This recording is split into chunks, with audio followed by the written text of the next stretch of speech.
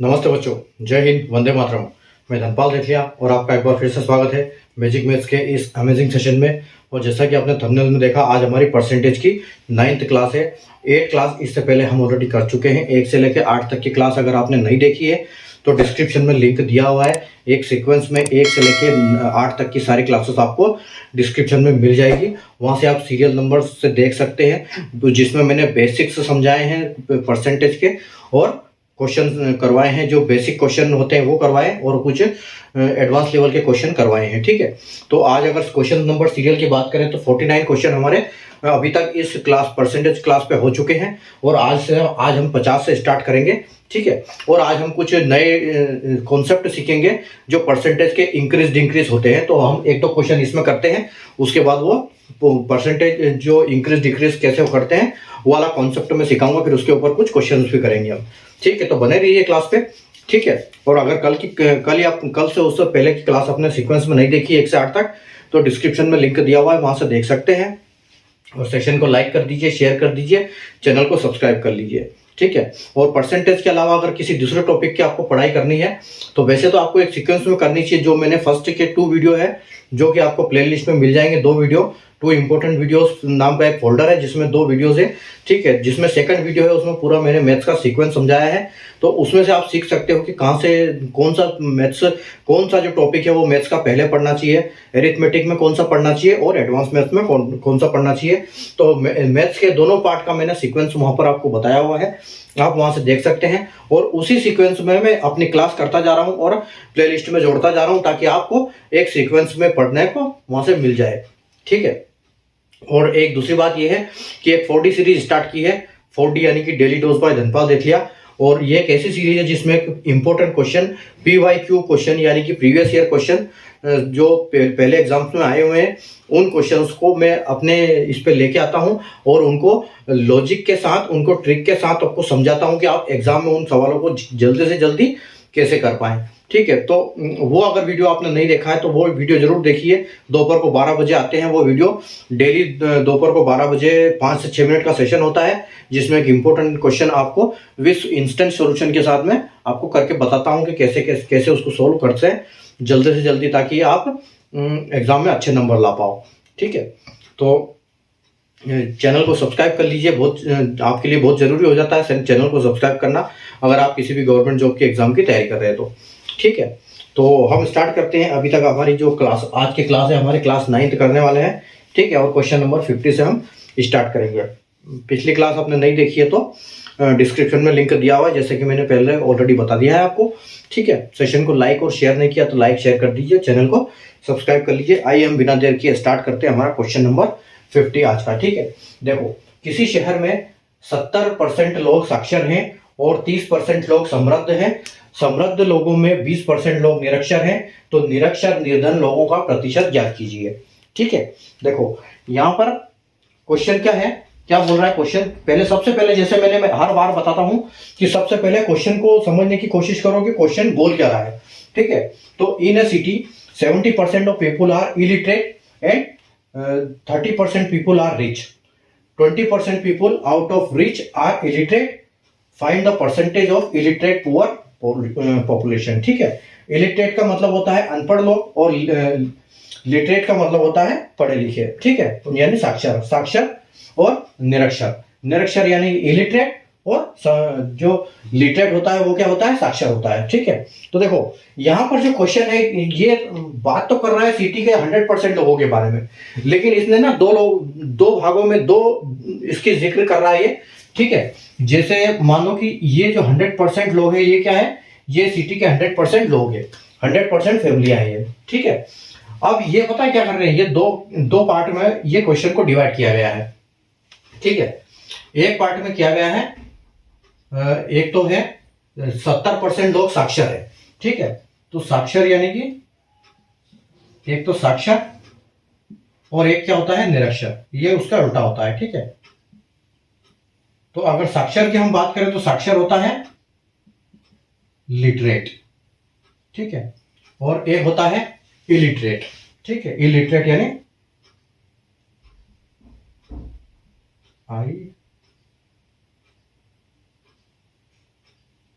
Illiterate, ठीक है, ये इलिटरेट होता है, यानी कि, और इसको हम अगर भाषा में बोले तो ये साक्षर पढ़ा लिखा होता है, निरक्षर अनपढ़ होते हैं, ठीक है, ये होता है। एक तो इस पार्ट में डिवाइड किया गया है इस क्वेश्चन को, ठीक है, और दूसरा दूसरा क्या डिवाइड किया गया है, दूसरा किया गया है रिच और पुअर, ठीक है, यानी कि समृद्ध लोग में और असमृद्ध में बोल सकते हैं या गरीब बोल सकते हैं, ठीक है, असमृद्ध या बोल सकते हैं हिंदी में गरीब, इसको हिंदी में गरीब भी बोल सकते हैं हम, ठीक है, ये समृद्ध, इसको बोल सकते हैं अमीर, ठीक है, और इंग्लिश की बात करें तो ये होता है रिच और हिंदी की इसमें पुअर, ठीक है। तो रिच है, पुअर है, लिटरेट है और लिटरेट है। तो देखो यहां पर क्वेश्चन क्या बोल रहा है कि किसी शहर में 70% लोग साक्षर है, यानी कि 100 में से यहां भी 100 की बात चल रही है, यहां भी 100 की बात चल रही है, ठीक है, दोनों तरफ 100 का आंकड़ा आएगा। 70% लोग साक्षर है, यानी कि 70 जो है वो साक्षर है 70%, तो 30% क्या होंगे, इलिटरेट होंगे, ठीक है, यानी कि 70% पढ़े लिखे हैं और 30% अनपढ़ है, ठीक है। अब समृद्ध लोगों में क्या बोल रहा है, 30% लोग समृद्ध है, तो यानी कि जो रिच है, ठीक है, वो अमीर लोग हैं वो 30% है, तो ये यहाँ पर 70% होंगे, ठीक है। तो ये यहाँ परसेंटेज की बात हो गई। उसके बाद आगे बोलता है कि समृद्ध लोगों में समृद्ध लोगों में 20% लोग निरक्षर है, ठीक है। अब देखो ये जो समृद्ध लोग हैं, ठीक है, ये जो 30% है, मान लो इसका अगर हम 100 का ही आंकड़ा ले रहे हैं तो हम समझ सकते हैं कि ये जो 30 लोग हैं, 30 लोग होंगे। अब 30 लोग में 30 का कितना परसेंटेज, 20% लोग निरक्षर है, ठीक है, तो 20% लोग निरक्षर है, तो 20% लोग का कितना आएगा, 20% जो है निरक्षर है, ठीक है, निरक्षर, ठीक है, 20% निरक्षर है, तो 30 का 20% कितना आएगा, 30 का 20% आएगा 10% आएगा 3, तो 20% आएगा 6, ठीक है, तो यहां पर 6 आएगा, ठीक है।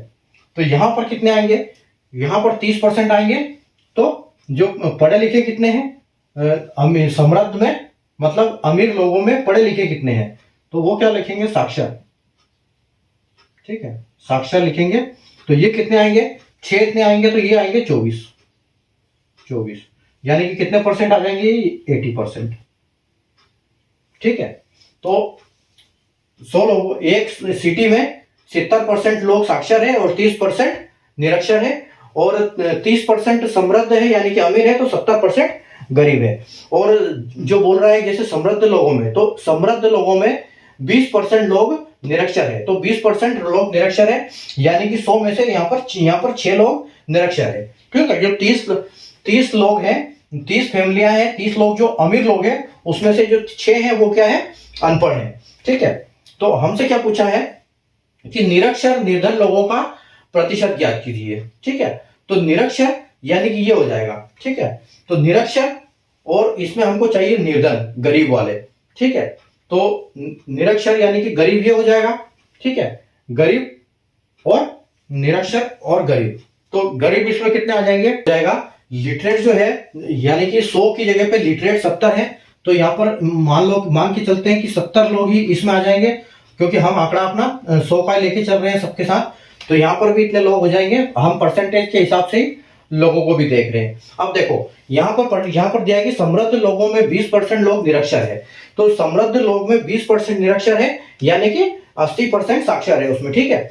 तो यहाँ पर क्या दिया है, इलिटरेट, यानी कि जो निरक्षर लोगों में ये अनपढ़ कितने हैं, ठीक है, यानी कि इलिटरेट भी है और गरीब भी है, यानी कि इलिटरेट भी है और गरीब भी है, यानी कि अनपढ़ भी है और गरीब, कितने लोग हैं ऐसे जो कि अनपढ़ भी है और गरीब भी है, ठीक है। तो देखो यहां पर टोटल 30 लोग हैं, ठीक है, यहां पर टोटल 30 लोग हैं इलिटरेट में, ठीक है। तो इलिटरेट में 6 लोग जो हैं वो पैसे वाले हैं, ठीक है, जो बोल रहे हैं कि 6% लोग जो हैं वो क्या है, पैसे वाले हैं। तो हम इसमें से क्या करेंगे, इस 30 में से 6 माइनस हो जाएगा, क्योंकि ये लोग जो क्या है, ये पैसे वाले हैं, ये अनपढ़ हैं, ठीक है, लेकिन ये पैसे वाले हैं जो 6 लोग हैं। तो 30 में से 6 माइनस करेंगे तो हमारा आंकड़ा क्या मिलेगा, हमको मिलेगा 24। यानी कि हम बोल सकते हैं कि इसको 24% भी बोल सकते हैं और 24 नंबर भी बोल सकते हैं। तो ये जो 24 लोग है वो लोग क्या है कि वो इलिटरेट भी है और मतलब इलिटरेट भी है वो, और वो गरीब भी है।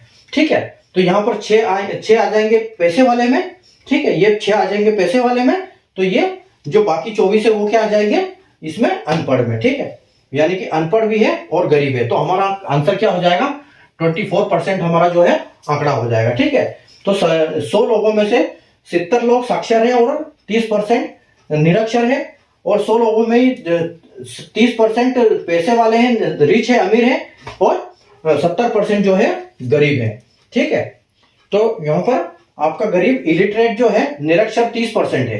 ठीक है, तो निरक्षर में 30% है, तो और इसमें अमीर 6 निकल गए। ठीक है, तो यानी कि 24 बचे टोटल, 30 में से 6 इधर चले गए, तो यहाँ पर जो आपका आंकड़ा बचेगा वो 24 बचेगा। ठीक है, तो आपका ऑप्शन नंबर बी जो है वो करेक्ट हो जाएगा आंसर। ठीक है, तो इस तरह से इस क्वेश्चन को हम सोल्व करते हैं। ठीक है, तो आइए हम अभी आपको कॉन्सेप्ट समझ में आ गया होगा, हम चलते हैं क्वेश्चन नंबर 51 की तरफ।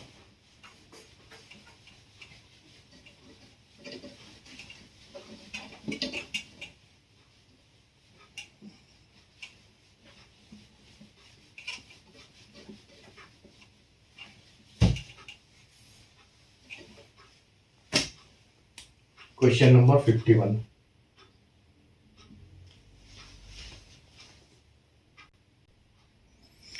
देखो क्वेश्चन देखते हैं 50 number 1।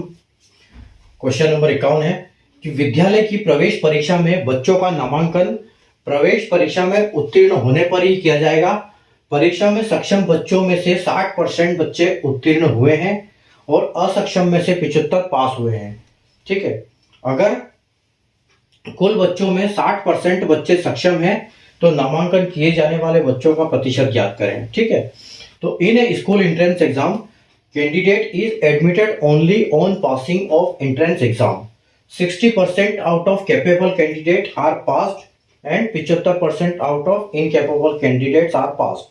If 60% candidates out of the total are capable, then find the percentage of passed candidate. ठीक है, देखो तो सबसे पहली बात तो यहाँ पर कैपेबल क्या होता है। ठीक है, कैपेबल जो होता है कैपेबल सक्षम, यानी कि ठीक है, यानी कि ये बच्चे क्या होंगे फीस भरेंगे। ठीक है, ये बच्चे स्कूल की फीस भरेंगे। और होता है इनकैपेबल, इनकैपेबल। ठीक है, इनकैपेबल यानी कि असक्षम। ठीक है, ये बच्चे क्या होंगे ये फ्री स्कूल की फीस नहीं भरेंगे, इनका एडमिशन जो होगा वो स्कूल में फ्री में होगा। और आपको पता होगा कि ऐसे गवर्नमेंट की तरफ से भी आदेश होते हैं स्कूल के लिए, जो कि जिसको बोलते हैं आरटीई। ठीक है, आरटीई पे जो उसको बोलते हैं राइट टू एजुकेशन। यह क्या होता है कि जो स्कूलों के लिए आदेश होते हैं कि 25% जो बच्चे होते हैं वो असक्षम होते हैं, जो गरीबी रेखा से नीचे होते हैं, जिनके पास एक वो होता है अपना राशन कार्ड गरीबी रेखा वाला, उसके जरिए से ये एडमिशन होते हैं आरटीए में। और स्कूलों में क्या होता है इनको फ्री में एडमिशन दिया जाता है, उनको किताब वगैरह भी स्कूल से दी जाती है। तो ये समझ लो कि जो असक्षम है वो आरटीई के तहत इनका एडमिशन होगा। ठीक है, और कैपेबल वो होंगे जो अपने फीस भरेंगे। तो देखो यहाँ पर क्या दिया है कि सबसे पहले तो पॉइंट पकड़ने वाली बात की, अगर कुल बच्चों में 60% बच्चे असक्षम है। ठीक है, यानी कि अगर यहाँ पर 100 बच्चों ने टेस्ट दिया, ठीक है 100 बच्चों ने टेस्ट दिया, तो कितने बच्चे 60% बच्चे सक्षम है, यानी कि 60% इसमें से सक्षम है। ठीक है, तो 60% इसमें आ जाएगा सक्षम में। ठीक है, 60 में सक्षम में आ जाएंगे। तो अगर ये यहां 60 आ जाएंगे तो यहां क्या होगा, यहां 40% आ जाएंगे। 40% बच्चे क्या है असक्षम है। तो जो जिन्होंने एंट्रेंस एग्जाम दिया 100 में से वो 60 सक्षम है और 40 बच्चे असक्षम है। अब क्या बोल रहा है, विद्यालय की परीक्षा में सक्षम बच्चों में से 60% उत्तीर्ण हुए, यानी कि सक्षम बच्चों में से 60% उत्तीर्ण हुए। तो इसमें से 60 में से 60%, ठीक है 60 का 60% अगर उत्तीर्ण होगा, ठीक है ये हुए पास। ठीक है, पास बच्चे, और जो है ये बच्चे पास हुए। तो 40% बच्चे फेल हुए, मतलब ये बच्चे क्या हुए, फेल। ठीक है। और क्या बोला है कि असक्षम में 75% बच्चे पास हुए, तो यहां पर क्या हुआ, 75% पास हुए। ठीक है, ये 75% क्या हुए, पास हुए। और फिर 75 में अगर गया तो यानी कि 25% फेल हुए। ठीक है, तो 100 बच्चों ने एग्जाम दिया, 60 बच्चे सक्षम है और 40% असक्षम है।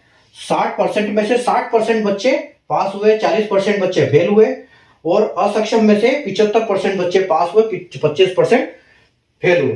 तो देखो हमसे पूछा क्या गया है कि नामांकन किए जाने वाले बच्चों का प्रतिशत ज्ञात करें, और इंग्लिश में find the percentage of pass candidate. मतलब एक ये, क्योंकि सबसे पहली लाइन में दिया गया है कि विद्यालय में प्रवेश परीक्षा में बच्चों का नामांकन प्रवेश परीक्षा में उत्तीर्ण होने पर ही किया जाएगा, यानी कि जो पास होगा उसका एडमिशन होगा। तो 60 का 60%, तो 60 का 60% कितना होगा, तो 10% यानी कि 6 होगा, तो 36 होगा। ठीक है, तो 36 बच्चों का एडमिशन कहां से होगा, 36% बच्चों का एडमिशन होगा सक्षम बच्चों में से। ठीक है, यानी कि 36 जो है, 36 बच्चे हैं उनका एडमिशन यहां से होगा, और जो इसमें से कितने होंगे, 75 का टोटल, यानी कि 75% पास है और इतने फेल है, तो यहां पर कितने होगा, 40 का 75% यानी कि 30। ठीक है, तो 30% बच्चों का यहां से एडमिशन होगा। तो कितने बच्चों का एडमिशन होगा, 36 और 30 यानी कि 66, जो कि आपका ऑप्शन नंबर डी बिल्कुल करेक्ट हो जाएगा। ठीक है, तो विद्यालय में प्रवेश परीक्षा में बच्चों का नामांकन तभी होगा जब बच्चे परीक्षा में उत्तीर्ण होंगे। सक्षम में 60%, सक्षम बच्चों का 60%, तो 100 में से 60 सक्षम, बाकी असक्षम। असक्षम में से 75% पास, तो असक्षम में से 75% पास हुए, और सक्षम में से 60% बच्चे पास हुए।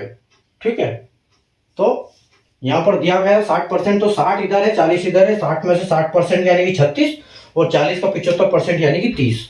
ठीक है, तो यहां की 66% जो है, 36 प्लस 30 इज इक्वल टू 66, तो 66 बच्चे पास हुए। ठीक है, उम्मीद है आपको कॉन्सेप्ट समझ में आ गया होगा। ठीक है, बढ़ते हैं क्वेश्चन नंबर 52 की तरफ। और 52 एक बहुत खतरनाक बल्कि अच्छा क्वेश्चन है, बहुत मजे आएंगे। आपने अगर इसको देख लिया तो सब समझ लो कि बहुत कुछ सीख गया। ठीक है, वीडियो को बिल्कुल स्किप नहीं करना है, तो कॉन्सेप्ट आपको समझ में आएगा नहीं। ठीक है, एक आराम से बैठ के पढ़ते रहना।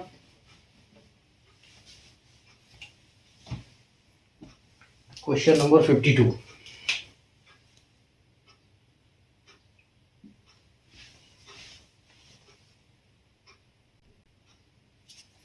आइए अब देखते हैं अच्छा मजेदार सवाल। ठीक है, ये सवाल आपने सीख लिया, आपको बहुत मजे आएंगे, आपको लगेगा कुछ सीखा आज। ठीक है, एक प्रतियोगिता परीक्षा में 50% प्रतियोगी गणित में पास होते हैं, 55% रीजनिंग में और 40% अंग्रेजी में पास होते हैं। यदि गणित और रीजनिंग में 15%, रीजनिंग और अंग्रेजी में 20% और अंग्रेजी और गणित में 25% प्रतियोगी पास हुए हैं, तो 10% प्रतियोगी तीनों विषयों में पास हुए हैं। तो सभी विषयों में फेल हुए प्रतियोगियों का प्रतिशत ज्ञात करें। ठीक है, in a competitive exam 50% candidate in maths, 55% reasoning and 40% passed in English. If 15% passed in maths and reasoning, 20% passed in reasoning and English, and 25% passed in English and maths, and 10% candidate passed in all subject. Find the percentage of candidate failed in all subject. देखो कैसे करेंगे इसको। देखो सबसे पहले आता है maths. ठीक है, मैथ्स आता है, मैथ्स में कितने परसेंट। सबसे अच्छी बात यह है कि सारे पास होने का दिया हुआ है, अगर फेल का देते तो हमको उल्टा भी करना पड़ता। ठीक है, उल्टा परसेंटेज निकालना पड़ता 100 में से माइनस करके। ये तरीका है उसका, अगर आता है तो। यहाँ पर हमारा सारा पास वाला डाटा है, तो देखो पहले डाटा कलेक्ट करो एक तरफ। तो मैथ्स में कितने कितने बच्चे पास हुए, 50%। ठीक है, मैथ्स में 50% पास हुए,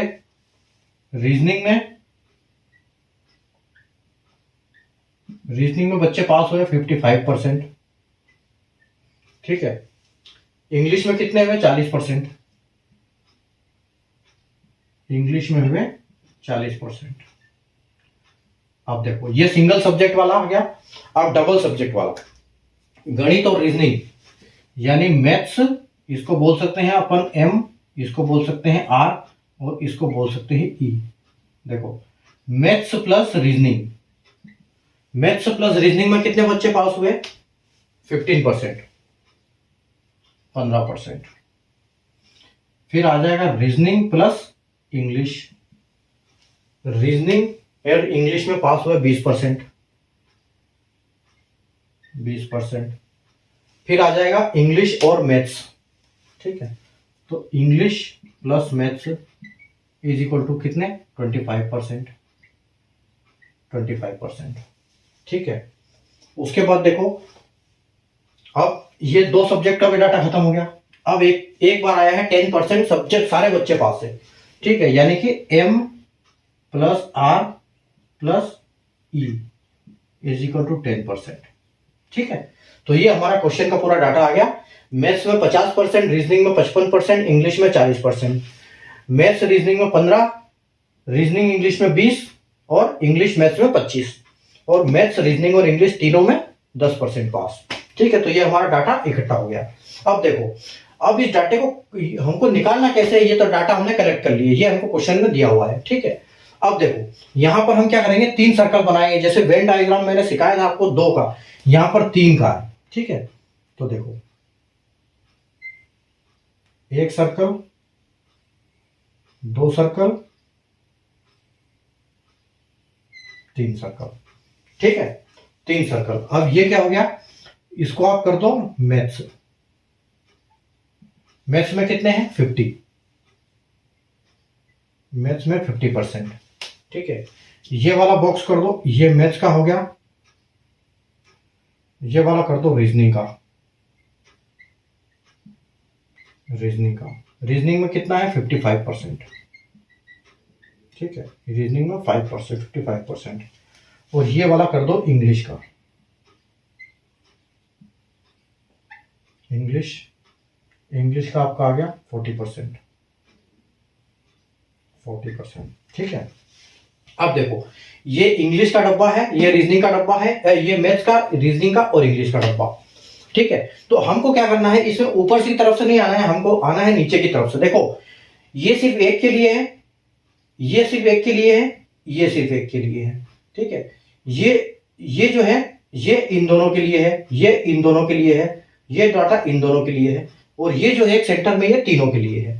ठीक है, तो ये देखो यहां पर ये जो कॉलम है इसमें ये वाला ये भी आ रहा है, ये भी आ रहा है, ये भी आ रहा है, और ये क्या है 10%। ठीक है, तो यहां हमने लिख दिया 10। ठीक है, परसेंटेज नहीं लिख रहा हूं, वो गिचड़ पिचड़ हो जाता है, इसलिए वो ऐसे ही ठीक है, परसेंटेज बाद में लगा लेंगे।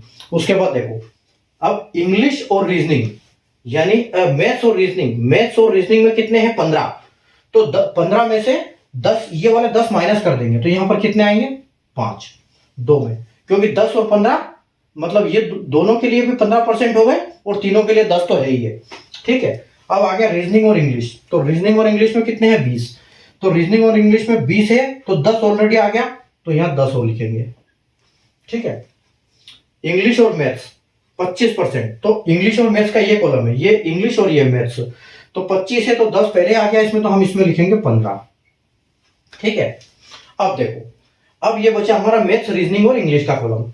मैथ्स का कॉलम क्या है 50%, तो 50 में ऑलरेडी हमारे पास कितना आ गया, तो 15 और 10 25 और 30, तो 30 आ गया, तो हम इसमें लिखेंगे 20।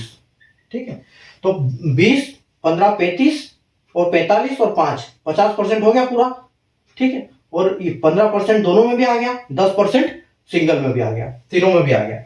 उसके बाद देखो रीजनिंग में 55 है, तो 10 और 10 20 और 5 25, और 55 में से 25 माइनस कर दो, तो कितना बचेगा, यहां पर 30 बचेगा आपका, तो 30 इसमें रीजनिंग में 30 आ जाएगा। ठीक है, अब देखो इंग्लिश में कितना है आपका 40%, और इसमें कितना आ गया है 15 10 25 और 35 आ गया, यानी कि इसमें आपका डाटा 5 आ जाएगा। ठीक है, तो ये आपका डाटा पूरा वेन डायग्राम में सेट हो गया। अब आपको करना क्या है, सिर्फ इसको कैलकुलेट कर लो, ठीक है।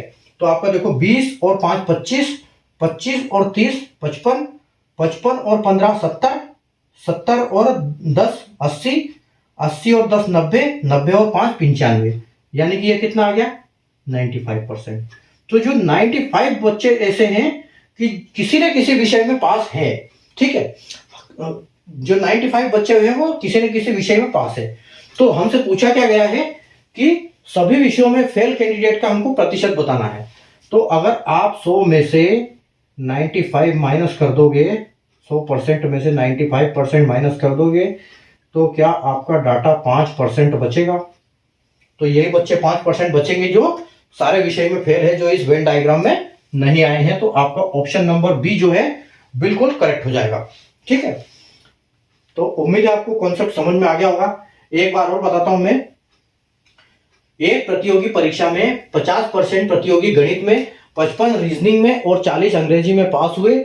यदि गणित और रीजनिंग में 15, रीजनिंग और अंग्रेजी में 20, अंग्रेजी और गणित में 25 प्रतियोगी पास हुए, तो 10 प्रतिशत तीनों विषयों में पास हुए। तो सभी विषयों में फेल हुए प्रतियोगियों का प्रतिशत ज्ञात करें, ठीक है। तो देखो मैथ्स हमने लिया 50%, रीजनिंग हमने लिया 55%, इंग्लिश हमने लिया 40%, यहां से हमने गणित और रीजनिंग, ठीक है, मैथ्स और रीजनिंग कितना परसेंट 15, तो एम आर 15, ठीक है। 20% रीजनिंग इंग्लिश 20%, और इंग्लिश 25%, इंग्लिश और मैथ्स 25%, और तीनों विषय वाले 10%। तो डाटा हमने 3 वेन डायग्राम बनाएंगे, जो इस हिसाब से हम वेन डायग्राम बनाएंगे तीनों के। उसके बाद देखो 10% इसमें आ जाएगा, फिर हम माइनस करते जाएंगे, ठीक है। तो हमने यहाँ क्या है, ये मैथ्स और रीजनिंग में 15 है, लेकिन 10 आ गया था तो 10 और 5 15, हमने 5 लिखा, ठीक है। रीजनिंग और इंग्लिश का डाटा है 20%, लेकिन इसमें 10 आ गया था तो हमने यहाँ 10 लिखा, 10 और 10 20 हो गया। इंग्लिश मैथ्स का 25% है, तो यहाँ पर हमारा 10 ऑलरेडी आ गया था, यहाँ 15 लिखा, ठीक है, तो 25 हो गया। अब 50% मैथ्स का है, तो 15 और 10 35 और 10 35 और 5, ठीक है। तो ये 40 यहाँ पर आपका हो जाता है 15 25 और 5 30 हो जाता है, तो 20% यहाँ लिख दिया। उसके बाद रीजनिंग में 55, तो 55 में से 25 माइनस होंगे तो 30 बचेंगे, 30 यहाँ आ गया। इंग्लिश में 40%, तो 10 और 10 20 और 15 35 हो गए, तो यानी कि 40 में से 35 गए तो 5 बचा, तो 5 वाला डाटा यहाँ आ जाएगा। टोटल कैलकुलेट करो 95% आता है। हर चीज अपने आप में 100% होती है, 100 में से 95 माइनस करेंगे तो आपका डाटा बचेगा 5%, यानी कि 5% बच्चे ऐसे हैं जो सभी विषयों में फेल हुए हैं, ठीक है। तो ठीक है, उम्मीद है आपको कॉन्सेप्ट समझ में आ गया होगा, ठीक है। अब हम ऐसे कुछ सीखेंगे जो थोड़ा सा कॉन्सेप्ट बताऊंगा कि जो इंक्रीज डिक्रीज का कॉन्सेप्ट है, ठीक है।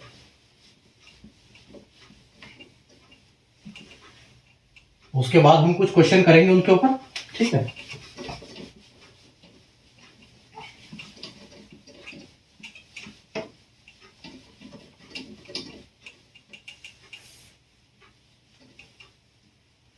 देखो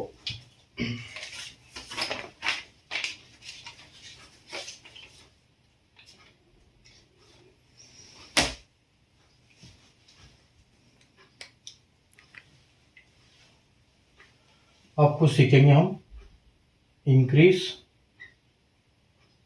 डिक्रीज। जो परसेंटेज में आते हैं इंक्रीज और डिक्रीज कैसे हुआ, ठीक है, इसको हम बोल सकते हैं प्लस और इसको बोल सकते हैं हम माइनस, ठीक है। इंक्रीज डिक्रीज को हम माइनस बोल सकते हैं।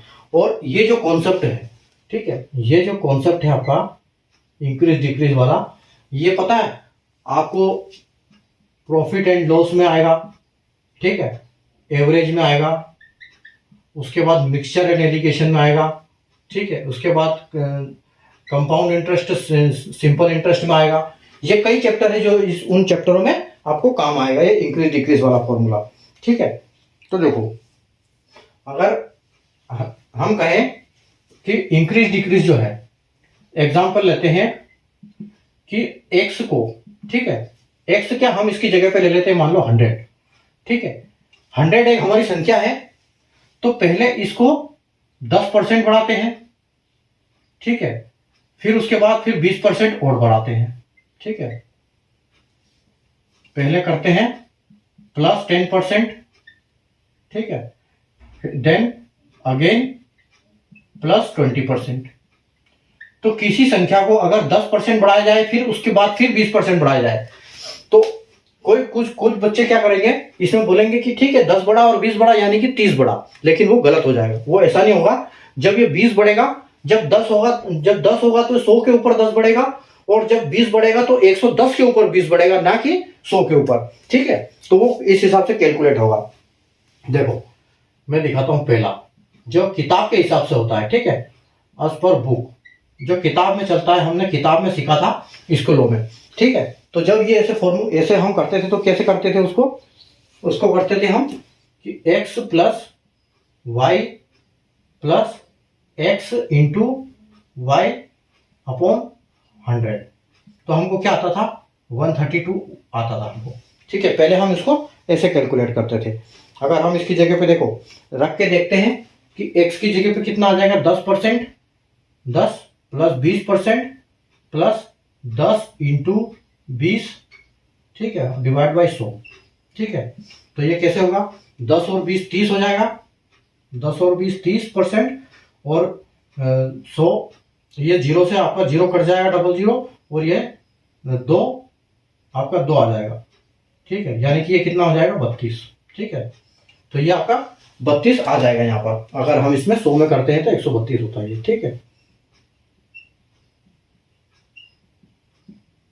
ये ठीक है। तो ये तो हमने सीखा था किताब में, ठीक है। तो इसके हिसाब से नहीं करना हमको, क्योंकि यहाँ पर हमको बहुत टाइम लगेगा। चलो हम दूसरा कॉन्सेप्ट देखते हैं।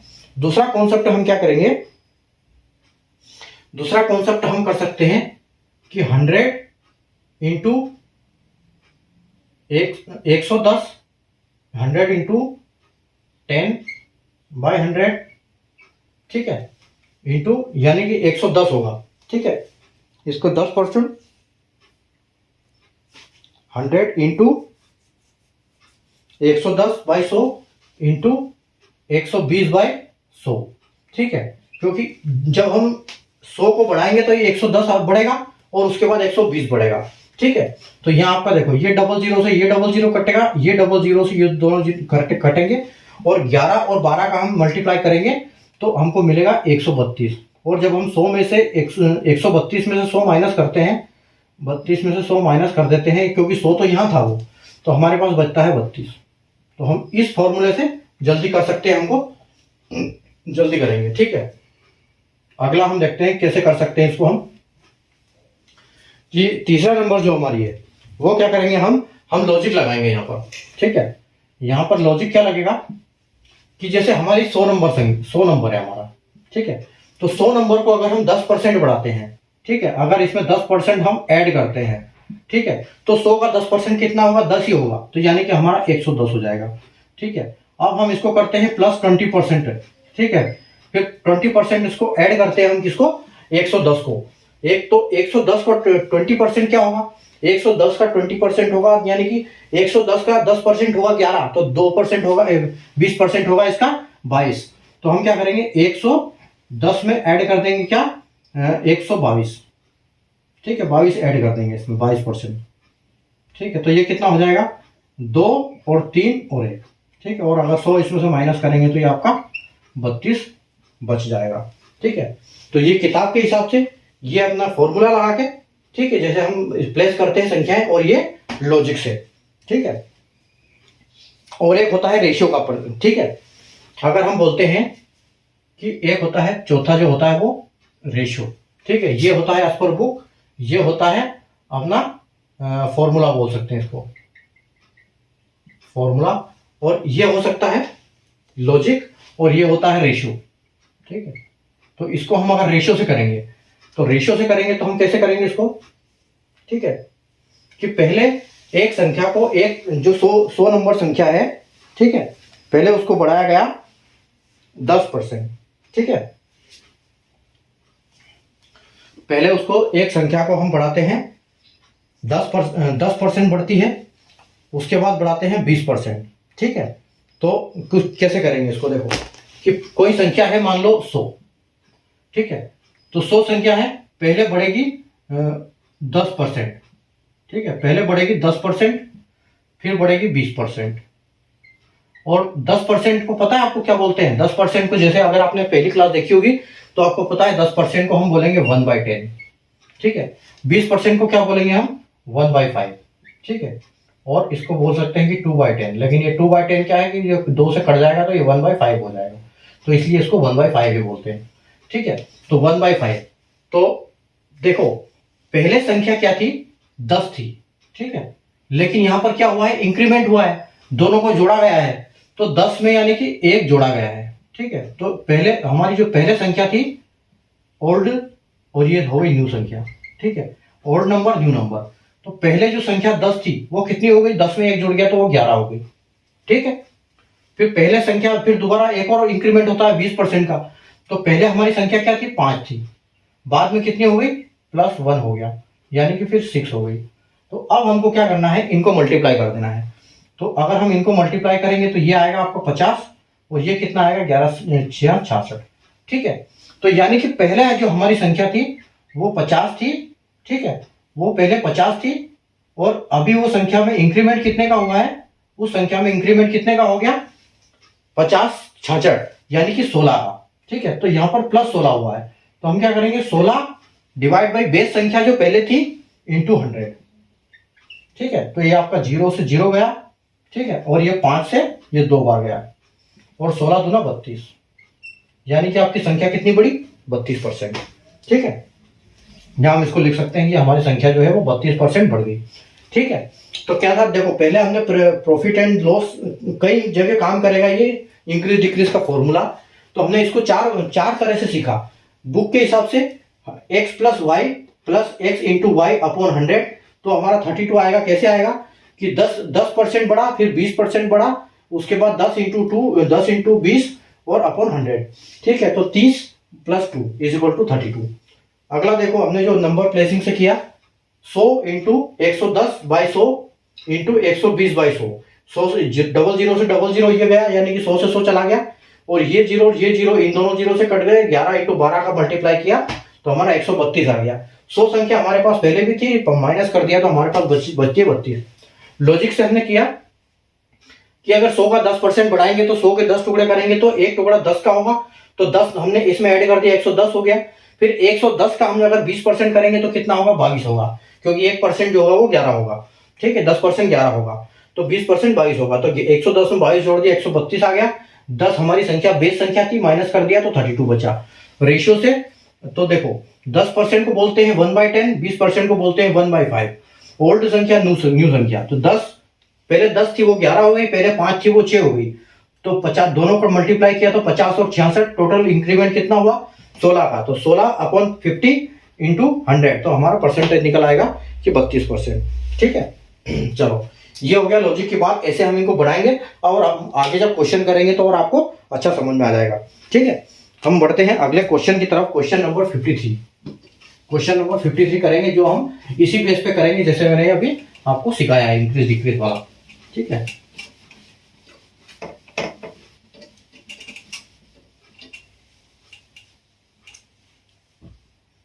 Question number 53।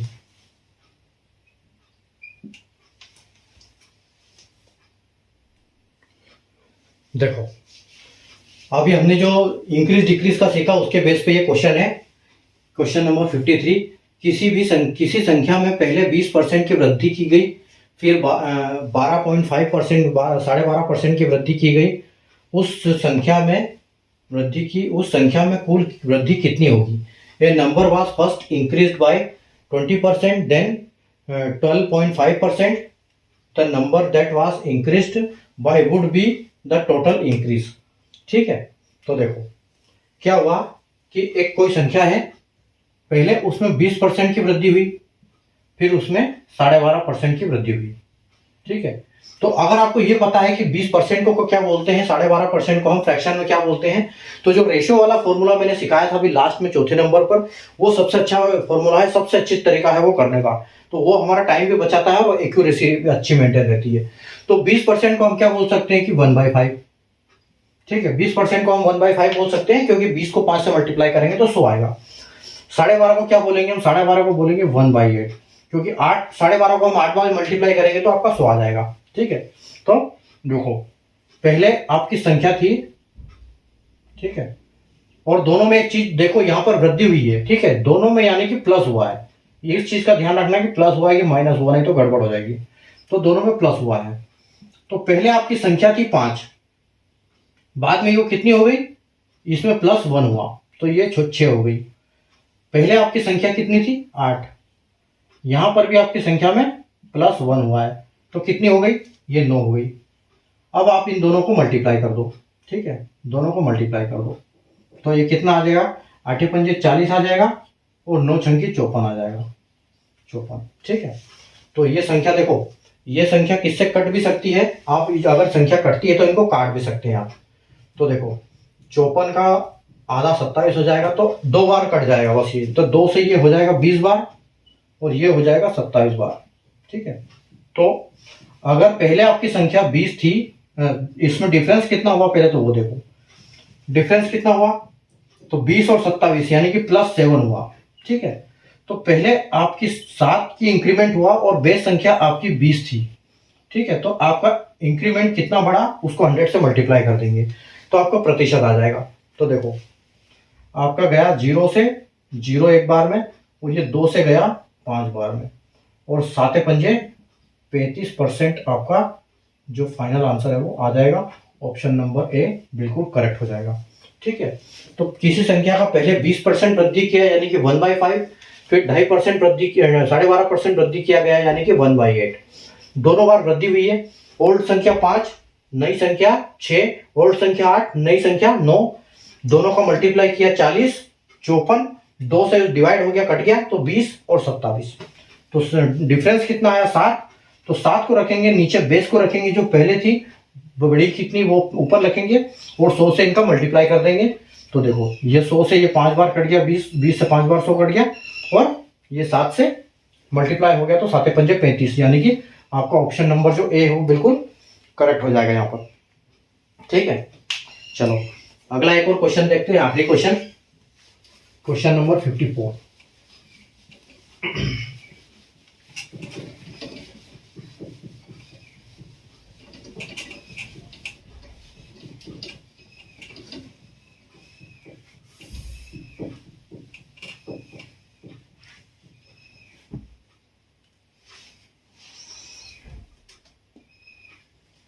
Question number 54।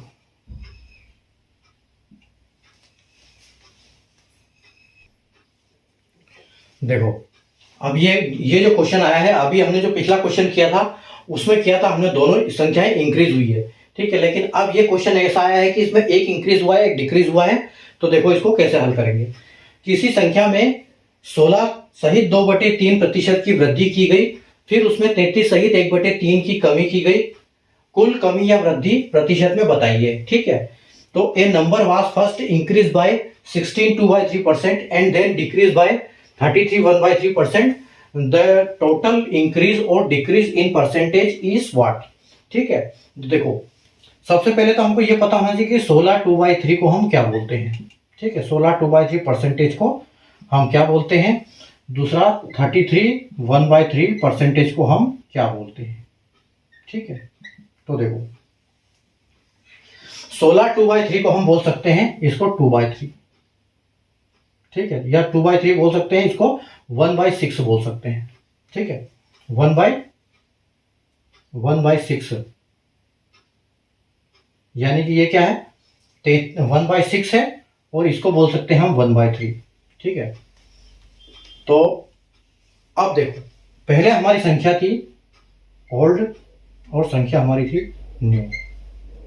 अब देखो इसमें क्या है कि ये हमारी जो संख्या है ये प्लस हुई है और ये हमारी संख्या है माइनस हुई है। अब इस चीज का आपको ध्यान रखना है। तो पहले हमारी संख्या थी 6। ठीक है, पहले हमारी संख्या थी 6, अभी ये संख्या कितनी हो गई? अब ये संख्या हो गई 7, यानी कि एक का इंक्रीमेंट हुआ। ठीक है, फिर उसके बाद जो पहले हमारी संख्या थी 3, और यहां पर क्या हुआ है एक की कमी हुई है, यहां -1 हुआ है, तो अब हो गया वो 2। तो आप इसमें मल्टीप्लाई कर दो। ठीक है, मल्टीप्लाई कर दो तो 6 × 18 और 7 × 2 = 14। ठीक है, ये 2 से और कट जाएगा यानी कि 9 हो जाएगा और ये हो जाएगा 7 हो जाएगा। ठीक है, दोनों का डिफरेंस कितना है? दोनों का डिफरेंस 2 का आएगा। ठीक है, तो देखो 2 का डिफरेंस आया, 2 का चेंज हुआ है, बेस पहले क्या थी? ठीक है, 2 चेंज हुआ है यानी कि 2 घटा है, पहले हमारी संख्या थी 9। ठीक है, मल्टीप्लाइड बाय 100। तो देखो 9 को हम क्या बोलेंगे? अगर 9 को हम डिवाइड करेंगे तो आपको पता है कि इसको हम बोलेंगे 11.11, क्योंकि 11.11% ऑफ ये होता है 1/9। तो अगर 100 को हम 9 बार डिवाइड करेंगे तो हमको मिलेगा 11.11, तो ये होगा 11.11। और अगर 2 से मल्टीप्लाई करेंगे तो ये कितना हो जाएगा? 22.22। ठीक है, तो 22.22% यानी कि क्या हुआ है? हमारा घटा है, क्योंकि पहले इतना था, बाद में ये कम हुआ है, क्योंकि ये माइनस हुआ है। पहले 9 था और 7 हुआ है। ठीक है, तो ये 2 माइनस हुआ यानी कि पहले 9 था और ये अभी 2, इसमें से 2 कम हुआ है। तो परसेंटेज क्या आएगा इसका? 11.11 इंटू 2 यानी कि 22.22% डिक्रीज। ठीक है, तो हमारा जो आंसर है वो क्या आएगा? 22.22 डिक्रीज हमारा आंसर आएगा। ठीक, और अगर इसको हम फ्रैक्शन में बदलना चाहें तो हम इसको बदल सकते हैं कि 22 2/9। इसको ऐसे भी बोल सकते हैं, इसको ये भी बोल सकते हैं हम, और ये भी बोल सकते हैं। ये दोनों एक ही चीज है। ठीक है, तो उम्मीद है आपको कॉन्सेप्ट इसका समझ में आ गया होगा। आज हमने बढ़िया बढ़िया क्वेश्चन किए, इंक्रीज डिक्रीज के भी 2 क्वेश्चन किए, उनसे कॉन्सेप्ट सीखेगी कैसे उनको वो काम करते हैं, परसेंटेज। ठीक है, तो कल और हम और अच्छे क्वेश्चन करेंगे। 54 क्वेश्चन तक हम पहुंच गए हैं, कल इससे आगे बढ़ेंगे, 55 क्वेश्चन से स्टार्ट करेंगे। कल हम 10वीं क्लास करेंगे, आज हमारी 9 क्लास हो चुकी है परसेंटेज के ऊपर। ठीक है, तो कल हम 10वीं क्लास करेंगे। ठीक है, तो सेशन आपको अच्छा लगा, लाइक कर देना, शेयर कर देना अपने सोशल मीडिया हैंडल्स पर, चैनल को सब्सक्राइब कर लेना और 4D सीरीज देखना बिल्कुल मत भूलिएगा, क्योंकि इंपॉर्टेंट क्वेश्चन है, वो बहुत जरूरी है आपकी लर्निंग के लिए। ठीक है, और फर्स्ट 2 वीडियो जैसे मैंने बताया आपके लिए, जिसमें मैंने स्ट्रेटजी वगैरह कुछ बताई है आपको कैसे पढ़ाई करनी चाहिए। ठीक है, और उसके साथ मैंने मैथ्स का सीक्वेंस भी बताया है उन्हीं उसके दूसरे वीडियो में। तो पूरा मैथ्स का सीक्वेंस समझने के लिए किस हिसाब से पढ़ाई करनी चाहिए, किस सीक्वेंस में मैथ्स की पढ़ाई होनी चाहिए, वैसे आपको जरूरत नहीं है, आप प्लेलिस्ट के हिसाब से पढ़ाई करेंगे तो आपको सीक्वेंस भी देखने की जरूरत नहीं है, लेकिन एक बार देख लो तो आपको पता हो जाए चल जाएगा कि क्या सीक्वेंस होता है, तो और अच्छा होगा उससे। ठीक है, तो उम्मीद है आपको मजे आएंगे आज की क्लास में।